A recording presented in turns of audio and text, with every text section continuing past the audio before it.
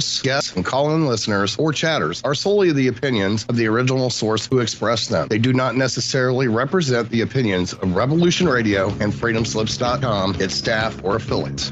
You're listening to Revolution Radio, FreedomSlips.com, 100% listener-supported radio, and now we return you to your host.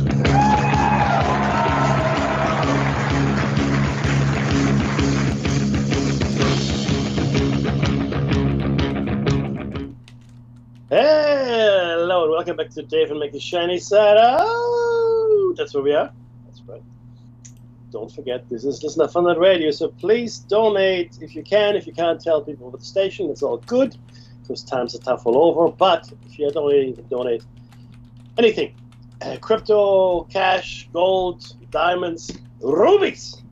And I've got a special penchant for emeralds. Not that I ever see any of it. No, but seriously. If you can, please do. It is Listener Funded Radio.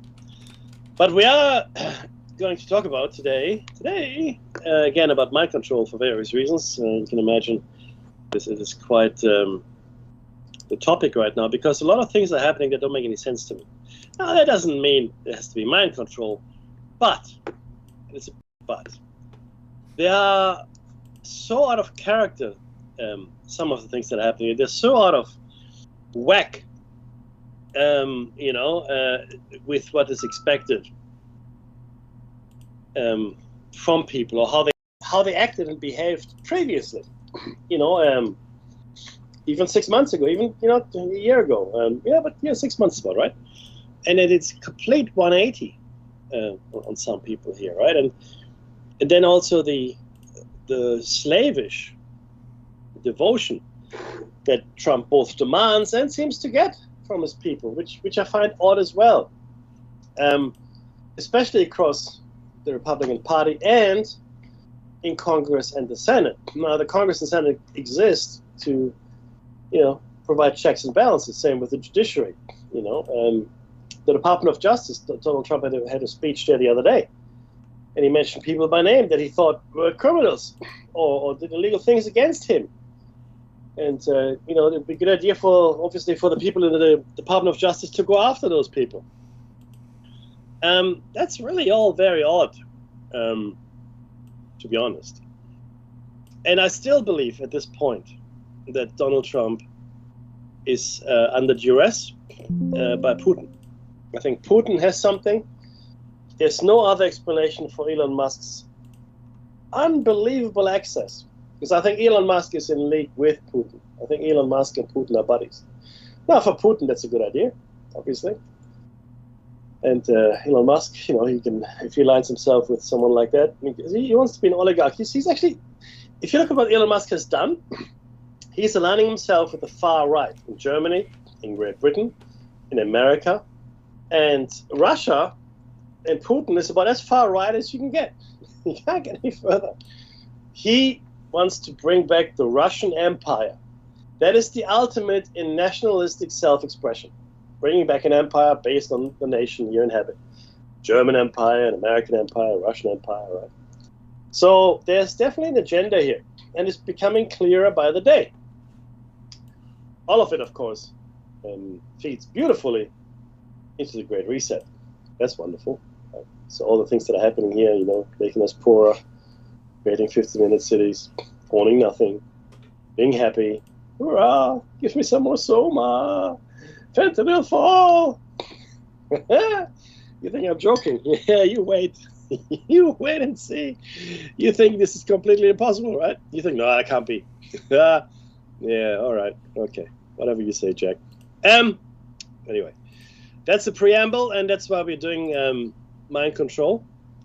And it's really important that we cover it again. There's a whole bunch of new stuff in here. As I said, Freedom Information documents are in here as well. And we were talking about subliminal manipulation. That's what we talked about when we left off last week. Now, and we can jump right into it because it's actually it sort of recaps a little bit that paragraph what we had been speaking about. Dave, do you want to take us through how can something that we don't notice? Oh, that's what I'm going to talk about. Perfect.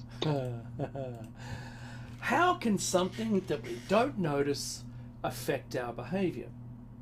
Well, unnoted does not mean unseen. Let us first understand how our perception works. As you know, our minds consist of two interacting parts, conscious and subconscious. The subconscious part of mind operates below the level of conscious awareness. It controls reflexes, automatic functions, and handles the processing and storing of incoming information. Subconsciousness is able to process 20,000 bits of information simultaneously, while consciousness can only deal with 7 plus or minus 2 bits of information at the same time. All information picked by our senses is sent to the brain and absorbed by the subconscious. However, only very concrete and relevant data passes to the conscious mind, and the rest never leaves the subconscious or subconsciousness. A good example of this is the cocktail party effect. You can talk with a friend in a crowded party and still listen and understand what they say, even if the place is very noisy.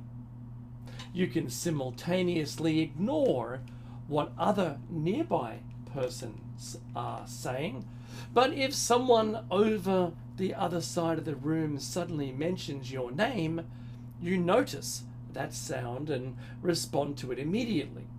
Not only that your name immediately triggers your attention, you are also aware of the entire sentence it came with.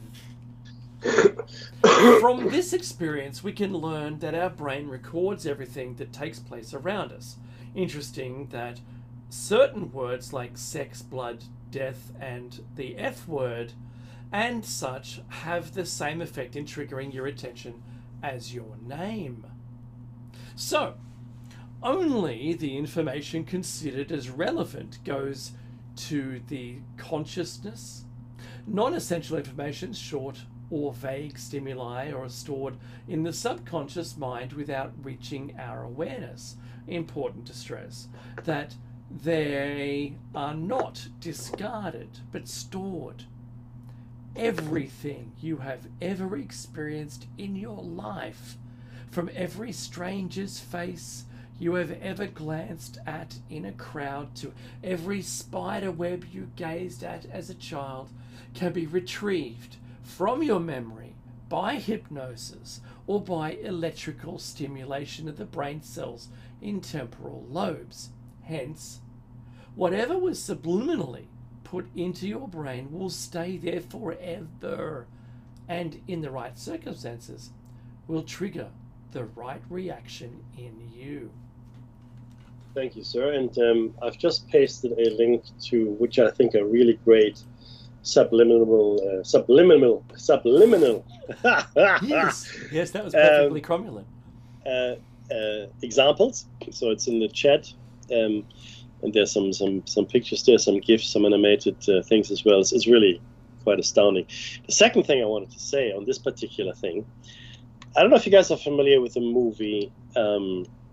I think Limitless, right? It's called Limitless. Mm-hmm. With I really like.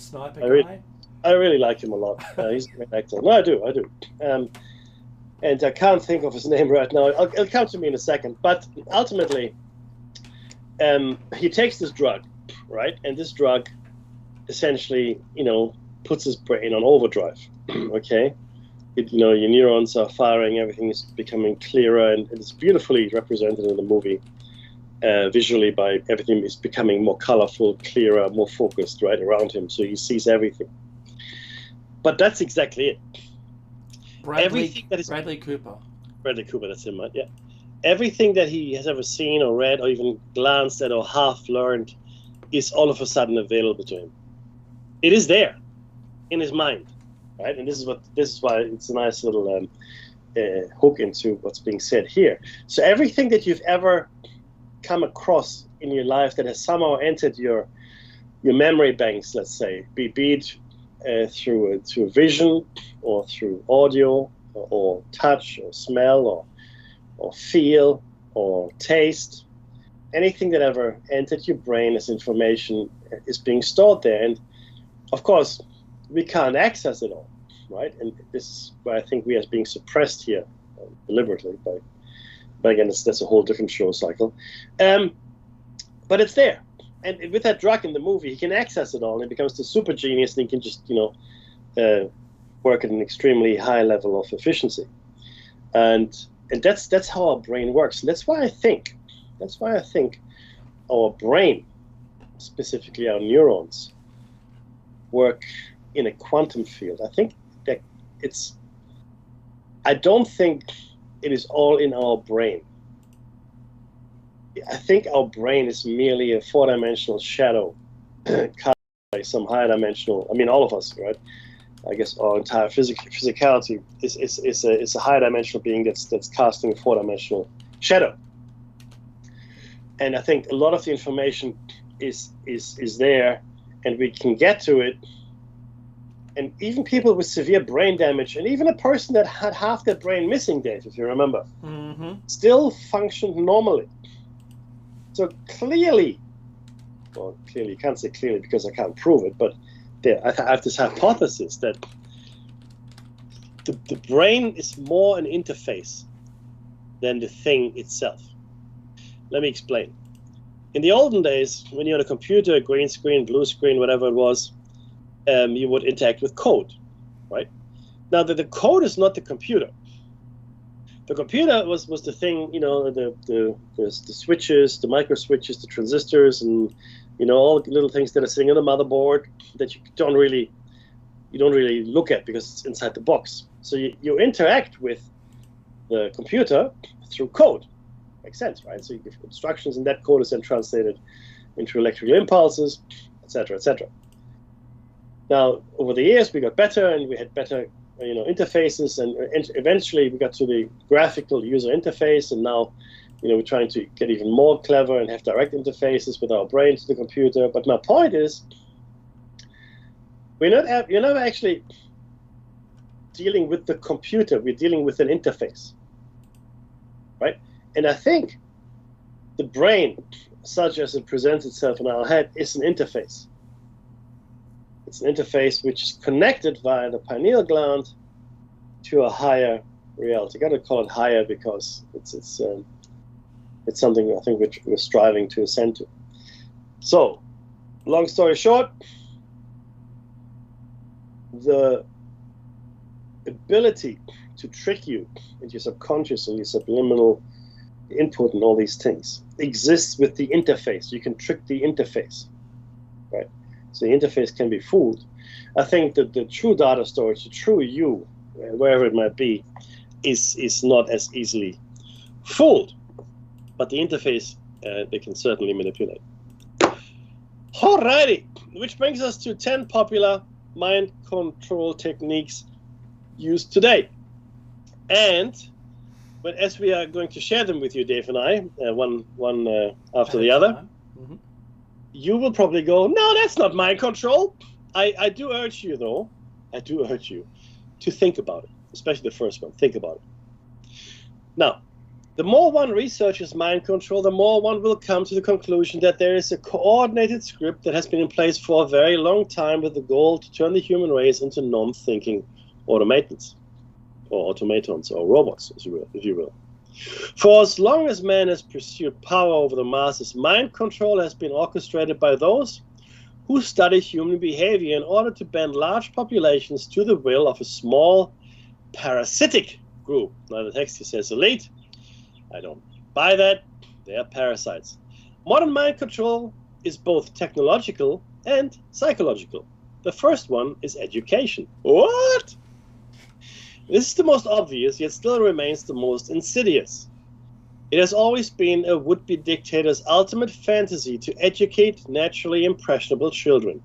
Thus, it has been a central component to communist and fascist tyrannies throughout history.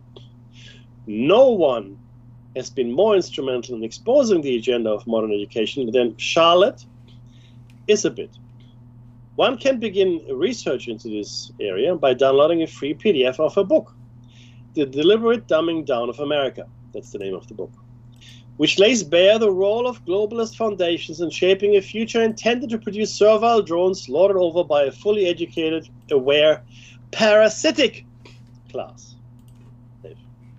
Link in the description. Number 2, advertising and propaganda. Edward Bernays has cited as the inventor of the consumerist culture that was designed primarily to target people's self-image or lack thereof in order to turn a want into a need. This was initially envisioned for products such as cigarettes, for example.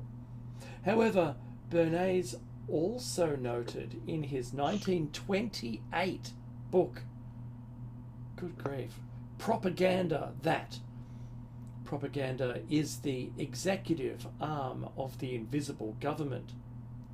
This can be seen most clearly in the modern police state and the growing citizen snitch culture wrapped up in the pseudo-patriotic war on terror.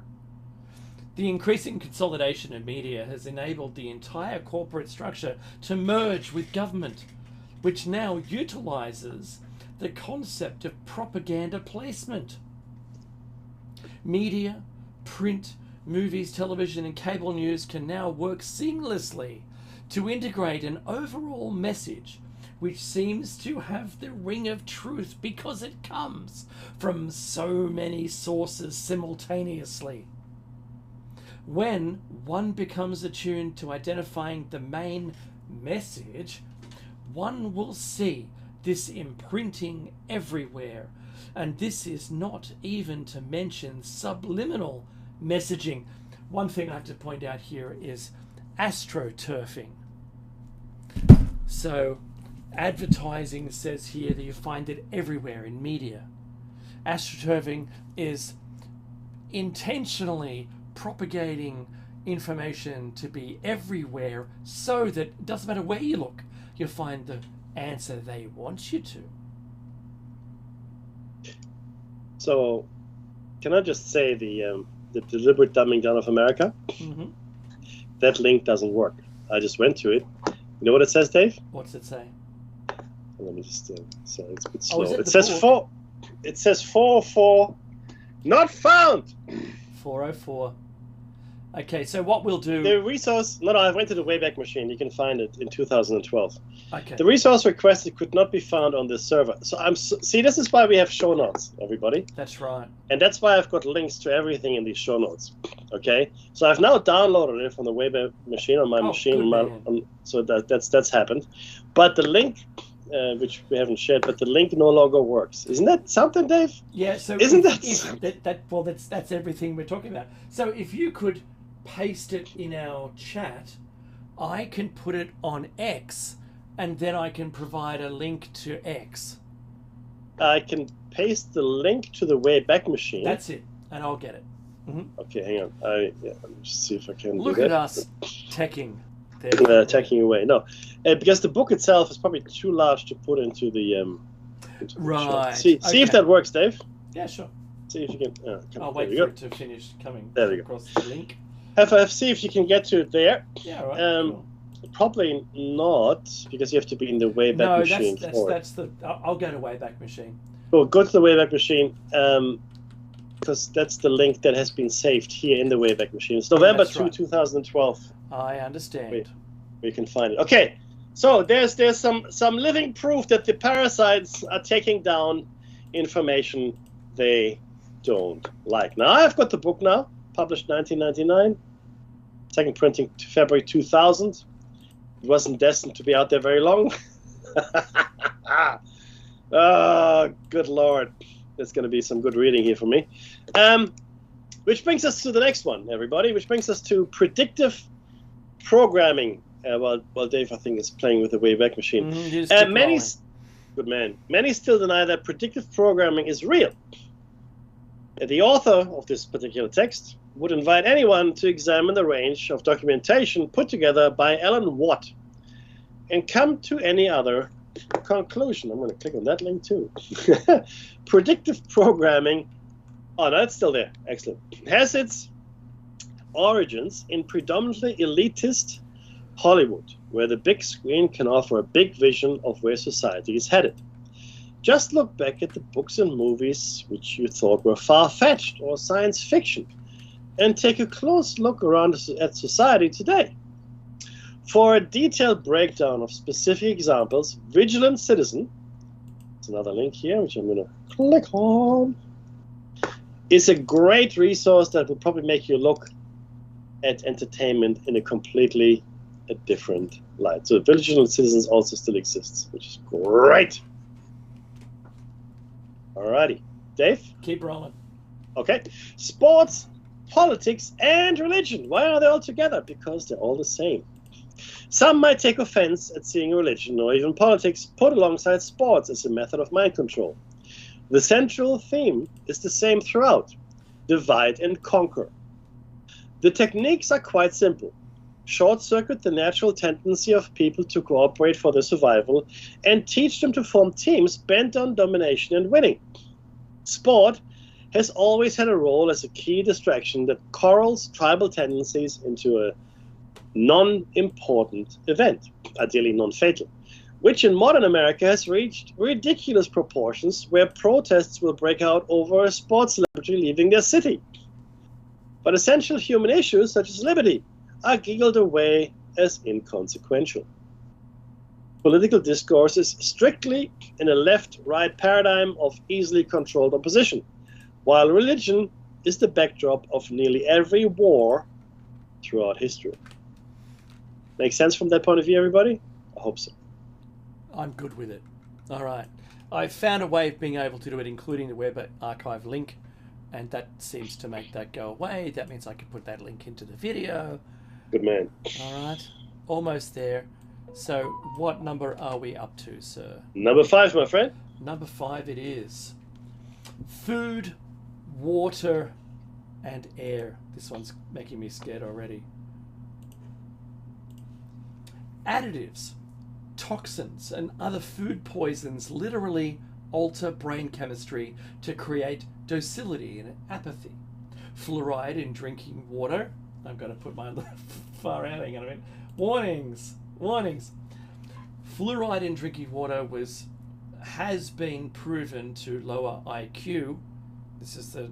If you want the study, please email us. I'm saying this because this is what we're reading out. And in fact, I'm going to do this. Where is this from, Mekki? Is this from Wikipedia or something? I think it might be. Yeah, okay. So this is Wikipedia. Oh, no, actually, no. Sorry, it's not. No. This is, excuse me. This is, oh, sorry, the link. This is, in fact, from, not Wikipedia. Oh, jeez. It's from the Mind Unleashed. That's correct. Right, that's fine. Now, number 5, again. Okay, aspartame and MSG are excitotoxins, which excite brain cells until they die. An easy access to the fast food that contains these poisons generally has created a population that lacks focus and motivation for any type of active lifestyle. Most of the modern world is perfectly groomed for passive receptiveness and acceptance of the dictatorial elite. And if you choose to diligently watch your diet, they are fully prepared to spray the population from above. Mekki, the forever toxins, who are now our drinking water buddies, our air-breathing buddies, and it's in rain, forever chemicals in the oceans. Doesn't matter, we can't get away from them now. And it's what has been put there. Oh, look, absolutely. No, I still hope that those particular forever chemicals can be removed. I mean, there are a lot of people actually working on solutions to get them out of the ecosystem, including out of us. So hopefully that can happen. But you're quite right there. I mean, same with the micro plastics, same thing, right? And by the way, there is. I need to stay with them just for a second here because this is really important. Water is something that you can't live without, obviously. You will die without water. Same with air, food, we can live a bit longer. But our water is being contaminated, has been contaminated for a long time with fluoride, etc. Right? And there have been studies done, and we've listed those studies as well, that show the effects of fluoride in the water. Okay, there have been studies that actually document it fairly rigorously. Other additives, and again, I want to put this argument here because I don't want this show to be deleted because of this particular section, right? Well, just wait 1 sec before you say anything. I've got a study here from the NIH.gov on screen right now, and it says the conclusion of a study. It says the effect of fluoridated water on intelligence in 10 to 12-year-olds school children, and the result was a significant inverse relationship was found, but the conclusion says it is concluded that IQ level was negatively correlated with fluoride level in drinking water. Done. That's what it says. Perfect. All now, right. I also want to cast you. I want you to cast your mind to again Morgan Spurlock's documentary "Supersize Me," where all the kids that had problems in that district went to this special school. So all the kids kicked out somewhere else, expelled somewhere else, all the troublemakers, etc., right? And they all went to that school, and that school did a couple of very simple things, right? One, it removed all processed food, all sugar and all diet, any processed drinks as well. Let's call it, right? So no sugar, no artificial sweeteners, none of that. And then they would They would cook the kids food fresh daily. They would every day they would cook fresh food. And what they found is that very few, if any, of the kids showed behavioral issues. Mm-hmm. We also have to ask ourselves this, and this is a serious question, right? And I know this because my family is affected by it. When I say my family, I mean my wider family. Why is it that so many children are now showing signs of autism? Mm-hmm. Why is it such a rampant thing these days that so many kids appear to be on the spectrum compared to 10, 20, 30, 50 years ago? Okay? Not saying it never existed, just saying the amount of autism out in the world now is significant. Secondly, why are there so many of our children, and of course, especially children, adults too, of course, but why are there so many children displaying such terrible and severe allergic reactions? Mm-hmm. So autism, allergies, specifically those two, right? What has changed? Because something had to have changed. Oh yeah, right? Something did change. Yeah. Did the planet Earth move through a special cosmic cloud, with which affected us? That's possible. Mm-hmm. Right, well, I'm just putting it out there, right? I'm thinking alien intervention. That's another thing. That's another thing. Can't get out. Or are we saying that it might be because we are no longer eating what we used to eat 100 years ago? We're no longer drinking what we drank 100 years ago.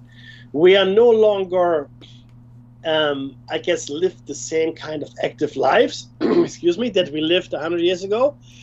And I'm saying 100 years because we had penicillin then. Okay, so that's important. Also, is it because and this is another component here that we always overlook, and that's number 8, in fact. The electromagnetic soup that we live in, that we live in is completely unprecedented in human history, as far as we know. I don't remember carrying a radio emitter around in my pocket. No, not. No, that's number 1. not as a regular thing. I mean, when I was working for the CIA, it was a different thing. No, I'm kidding. No, I'm but not wearing a wire, man. I don't wear wire. It's okay. You don't have to wear wire. It's all wireless now, baby. Tesla, yeah. No, but we didn't. We didn't have this. You know, there were no satellites. I mean, no human satellites at least. No human. We didn't have any telecommunications networks. I mean, TV and radio were there, but it was all line of sight. Mm-hmm. Sight. If you're in a valley somewhere and they didn't put a tower on a mountain near you, you're not getting anything, brother. You're living in the dark ages. Yeah. So, welcome to my growing up world. Dude, Not being able to discern which of the character on the screen it is we're supposed to watch, because the shadow was actually greater brightness than the actual actor. I know, right? It was ridiculous. I remember that. It's almost like a 3D effect, my TV. Yeah, that's right. Yeah, it's like, there could be 4 or 5 people with only one person on the actual screen. 4 or 5. Do you remember ghosts. when you turned the TV on and the CRT, sorry, that's a cathode ray tube for all you millennials, would warm up? Mm-hmm. And everybody's yeah. And do you remember when you turn it off? I never liked turning it off because it made this horrible sound when I turned it off, right? And it went, the magnetic fields dropped and just ended up with a white point in the middle of the screen. A single white dot in the middle of the screen, exactly. So a cathode rays tube is actually shooting electrons at you. Absolutely. In fact, if you opened it and you by some misfortune cracked it, it could kill you. Because of the residual voltage still retained. And did you know the emitter at the back actually had a warning in some cases that says and this was only after microwaves were discovered commercially, but it was that may emit microwaves. Yeah. It's like, what? We're doing what to ourselves now? There was a funny gag in The Simpsons where it left a shadow on the wall behind them. Yeah, absolutely, brother. So that's really quite interesting, right? So that actually happened. So, but my point is that none of the things that we are exposing ourselves today were ever around. Yeah, we didn't have them 40 years ago. Yeah, that's right. Yeah, 40, 50 years. Yeah. It didn't exist. So, and we don't know because nobody did. See, nobody sat down. This is really why we are the monkey that puts his hand into a hole just to see if there's a snake inside. Nobody sat down and said, okay, is it a good idea? Is it a good idea to have all these radio waves bouncing around? Is it a good idea to broadcast on these frequencies? Is it a good idea to do this? Is it a good idea to do that? I mean, I'm not even talking about nuclear weapons here, okay? Not even.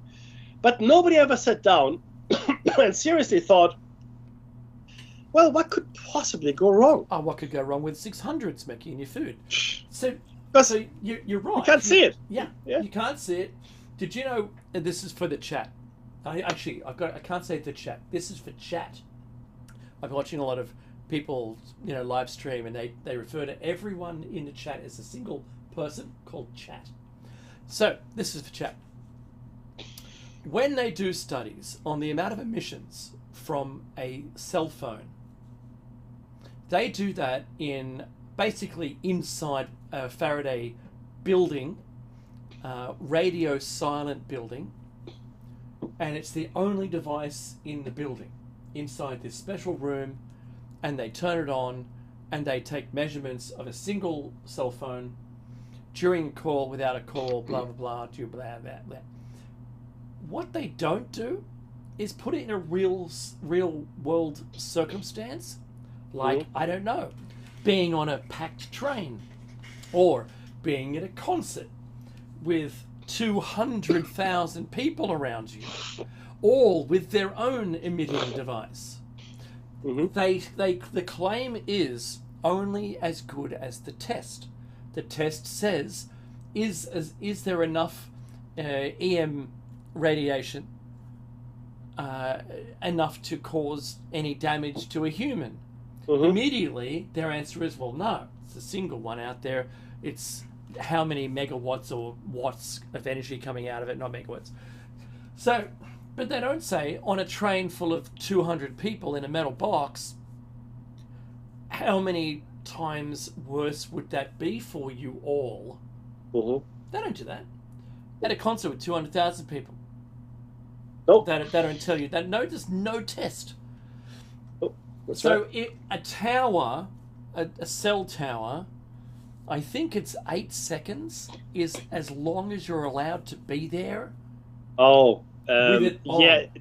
It depends on If what they're you're a broadcasting. professional or not. Yeah, and sorry, also what you're wearing and which frequencies they're being. Mhm. But you're right. That's that should give you some pause if you're living near one. Okay, just saying. So, remember any radiation above ultraviolet, or above visible light, including ultraviolet and upwards, is dangerous to human tissue. It is, and we didn't know that. See, Marie Curie, who in her scientific ardor helped us discover uranium and radioactivity, as it were, they had no concept of radioactivity. I mean, it was, oh, look, it glows, which it did. Oh, look, it seems to excite some strange reaction, etc., etc. So she discovers it and dies of radium and dies of radiation poisoning for her troubles. Same with her husband, by the way, I think. So that happened because they didn't know, right? They didn't know, and similarly, we don't know. We don't know. It raises the question: what has been purchased to be safe? If you know what I'm saying. Yeah, exactly. Excuse me. How much could you buy? How much approval could you buy? Cigarette companies sat on their knowledge that is found now. Anyway, they sat on their knowledge that they were truly killing their own clients. Yeah. They knew that a long time before and attempted to dance around being able to discuss it or not discuss it. They danced around the facts that they already knew. So, look, what do we know about what we currently are exposed to in day-to-day life? I don't know. It'd be a great study. What if you did a study on a person who lived outside of cell phone range in a country town compared to someone, say their twin, who lived in a major city? That'd be a great study. Oh, yeah. Same DNA. Absolutely. Yeah, no. Look, again, this will probably happen at some point in the future. And you know, funnily enough, I know we're sort of off topic a little, but it's interesting. There are some people that believe that, you know, all the UFOs, UAPs, you know, the Greys, etc., or whoever, you know, this is beings, whatever beings they are, tall whites, they're actually from our future, and they're here to extract viable DNA, which is why, interestingly enough, in my mind at least, which is why most of the what you may call it, abductions and such, happen in the countryside, as well as cattle mutilations. You know, not too many cattle mutilations in the city, are there, Dave? Not so many. But I'm going to also not so many. So I'm going to also add that the experiencers of abductions had claimed they were taking our DNA, but this only goes to around about the 80s, 90s. After then, that's not a thing that people talk about. Also, intercourse, not to be indelicate. Yeah, that's right. That is not being talked about at all anymore. No, that's right. But quite a common thing in earlier abduction scenarios, right? Yeah, totally. So maybe the ship for us has sailed. Yeah, so proverbially, right? If they're not coming back for a DNA now, what have we done to it already? That it's not wanted. Isn't that interesting topic? Yeah, absolutely. I think there's a lot here to unpack. Let's go ahead. What number are we at? In fact, if you could do drugs, that would be great, brother. Oh, that's the first time I've ever had someone tell me that that's the right thing. Okay. Number 6, drugs. This can be any addictive substance, but the mission of mind controllers is to be sure you are addicted to something. one major arm of the modern mind control agenda is psychiatry, which aims to define all people by their disorders as opposed to their human potential. This was foreshadowed in books such as Brave New World, which is one of my favorites. Today, it has been taken to even further extremes as a medical tyranny has taken hold where nearly everyone has some sort of disorder, particularly those who question authority. That's now a disorder. The use of nerve drugs in the military has led to record numbers of suicides.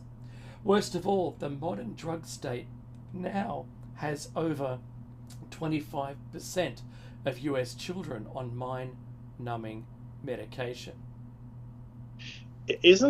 But see, this is the thing. Two things here. One, we talked about all the mental disorders that now exist. Now, questioning. So grief, remember? Grief is one. That's one. What about just simply wanting to eat healthily? That was my next one. Absolutely, brother. I mean, so it's almost, I don't even know what to say. I mean, it's almost unbelievable. Isn't that the normal state? Let's eat healthy food. Let's do mental disorder. You got a problem, Mackie. Yeah, and by the way, I think now I can't recall. Now we wrote this original mind control about 67. Yeah, so 12 years ago, easy, right? And I don't know that the numbers are still accurate. So 12 years ago, it was 25% of American children would be medicated, right? Mm-hmm. I would say that would be much higher in today's America, and in fact across the world. And I told you as well, guys, right? Within my circle of friends and such, there are now children that are getting medicated for ADHD, and it's actually speed they get. Now, okay, I've got here the latest numbers. In the US, a significant portion of the children taking medications with estimates ranging from 25 to 43% for various health conditions, and ADHD, of course, being one of them. So up to 43% of American children that's crazy are medicated with some medication you have, like asthma is mentioned. Of course, asthma makes sense, right? But even though that's also an increase. Exactly, and ADHD is one thing. That's only one of the disorders. You mentioned before. Also, what was it you mentioned before? Oh, goodness me! It was on the tip of my tongue. It'll come back to you. Yeah, one day. Keep going. Yeah, really interesting. The Guardian here at Generation Meds, the US, millions of US children are on medication for behavioral problems and depression. What are the long-term effects? I might actually pop that in here as well as part of the show notes. We can read that. And then National Institute of Health, the NIH, over-medicating vulnerable children in the US. This was 2018. So food allergies. Yes, go ahead. Right. Yeah. Mm-hmm. Yeah, absolutely. American kids are the most medicated in the world, and that's from 2008. Now, but they're talking about add to this. Yeah. So, legalizing again marijuana in the US. I think it's a good idea, but you've got to also understand what it does to the population. Isn't it such an easy tool to be able to go, hey, look, you've always wanted it. Here you go. Have it. So, what does that do in the context of this show, in mind control? Yeah, no, look, again, see, I think, to be honest, I think human beings are quite tough and resilient. We had to be. Mentally tough, right? I mean, think about this for a second. I'll give you a simple example. Back in the olden days in China, you would have a celebration when a child reaches the age of 100 days. 100 days was a big celebration. And you wouldn't even name your child until 100 days. Okay? Mm-hmm. Because, infant mortality was high, etc., etc. But my point is, you had to be pretty tough and resilient if this was a regular thing for you. I mean, if it's so regular that it's become a cultural item, I mean, still people do it, right? I mean, my kids, had their 100 days celebrated. I mean, even though these days, of course, are completely different kind of environment and society, and infant mortality is way low, and that's all good. But it's still with us as a cultural artifact. How is Snowball too? That's it. It's the same reason why you don't name the animals you're going to eat. No, well, exactly. You should never. It's a pet then. You can't eat a pet. There's a grief thing.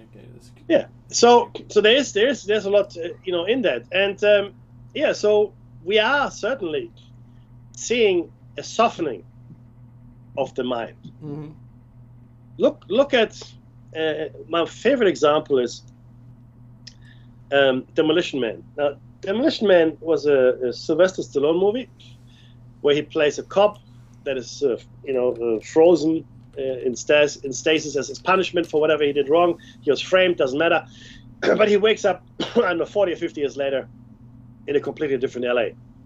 Right, completely different. And there was a criminal as well, Wesley Snipes, who was who's woken up at the same time as him, etc., etc. But the point is that the world he is woken up into, really, he came from the really hard early 90s, late 80s, like a tough LA, gangs everywhere, blah blah blah.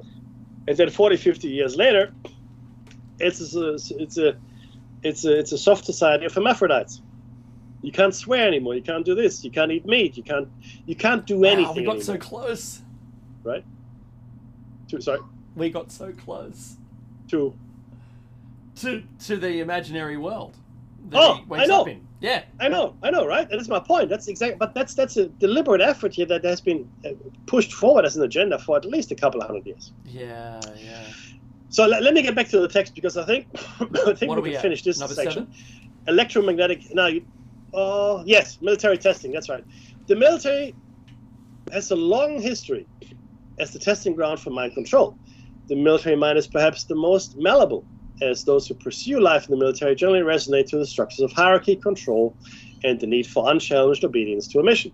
For the increasing number of military personnel questioning the indoctrination, a recent story highlighted DARPA's plans for transcranial mind control helmets that will keep them focused. Wow. Amazing, eh? What's that? Be a good citizen? What was that? With the bugs? Yes. Medic. I love that film. Okay, so number 8, electromagnetic spectrum. An electromagnetic soup envelops us all, charged by modern devices of convenience which have been shown to have a direct impact on brain function. In a tacit admission of what is possible, one researcher has been working with a God helmet to induce visions by altering the electromagnetic field of the brain. That's got to be good. Our modern soup has us passively bathed in potentially mind-altering waves, while a wide range of possibilities, such as cell phone towers, is now available to the would-be mind controller for more direct intervention. Oh yes. Now, this, of course, is the obvious one, and we've got a few patents on that as well. Television, computer, and flicker rate. It's bad enough that what is programmed on your TV, which is, accessed via, control, in inverted commas, is engineered. It is all made easier by literally lulling you to sleep, making it a psychosocial weapon. Flicker rate tests show that alpha brainwaves are altered, producing a type of hypnosis, which doesn't portend well for the latest revelation that lights can transmit coded internet data by flickering faster than the eye can see. The computer's flicker rate is less, but through video games, social networks, and the basic structure which overloads the brain with information, the rapid pace of modern communication induces an ADHD state. A study of video games revealed that extended play can result in lower blood flow to the brain, sapping emotional control. Furthermore, role-playing games of lifelike war and police state scenarios serve to desensitize a connection to reality. One look at the WikiLeaks video, Collateral Murder, should be familiar to anyone who has seen a game like Call of Duty. Yeah, so nanobots. From science fiction horror directly to the modern brain, the nanobots are on the way. Direct brain modification already has been packaged as neuroengineering. Wow, engineering. A Wired article from early 2009 highlighted that direct brain manipulation via fiber optics is a bit messy, but once installed, it could make someone happy with the press of a button. Oh. I know. Nanobots take the process to an automated level, rewiring the brain molecule by molecule.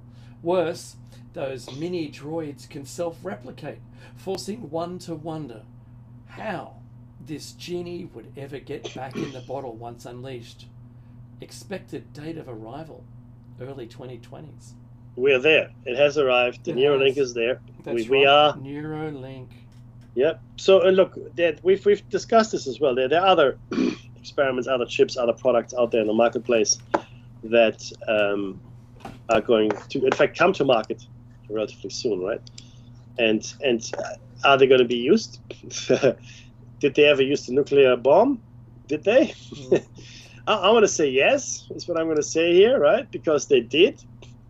So ultimately, if something is out there in the world, it has been made, it has been developed, it is ready to use, guess what's going to happen? It's going to get used. They're going to use it, baby! Oh, they've already used it. Guess what? Remember the movie RoboCop? Remember the reboot of RoboCop? Oh, I didn't watch the reboot. You haven't seen it? No. You need to see it. Really? Because, yeah, totally. Right. Look, it'll upset you in little bits here and there, but the point of the film is extraordinary. And spoiler alert, right? I'm just going to flash spoiler alert on the screen. Now, it is a point in the film at which the human brain has too much control over the outcome. And the designer of this RoboCop, with the human brain inside it, he says, take away some of his control, but make him think that he's in control. Mm-hmm. That he's maintained his autonomy, but really, no, he's just doing what we want. Right. That's an extraordinary thought process. That's Well, my it is, whole my take friend. home from the film. Is at some point, this could be determined upon us. Mm-hmm. I say could be. You know, the CIA have always said that they can nudge people. Yes. And they're actively doing this. They're nudging Yes. people in directions. Social media has algorithms that can steer you, nudge you back to being a happy little Vegemite. That's my term for being a good citizen. Mm-hmm. How ineffective is it in some cases? How effective is it in others? And what are they doing to us is the question that I ask. Every time you see a world event with a single lone wolf, and they apparently had no priors, Yeah, let's be skeptical, shall we? yes, I'm going to be skeptical. It's not possible, no one did anything, and I'm imagining it all. Look, and that's the thing, right? That's where we are right now. We're there. And I maintain that I see mind control, or at least things that make me suspicious of mind control in the current US administration. Okay, I also see it in the followers of MAGA. It's similar to what Hitler used. There was a special symbol and some colours they used to use. Well, it would be much more sophisticated these days. But Hitler was very, and Goebbels, of course, they were very specific on how they arranged the rallies and the symbolism and so forth. It was like a feedback loop. And I see this now in all the... Anyway. There's the music. Happy the music! We're going to Catch you guys on Tuesday and Thursday morning for Plato's Cage, 7 a.m. Eastern. And then once again, for Shining Side Out next weekend. Stay tuned for something else that's awesome. And that's what we find. Be safe! Safe!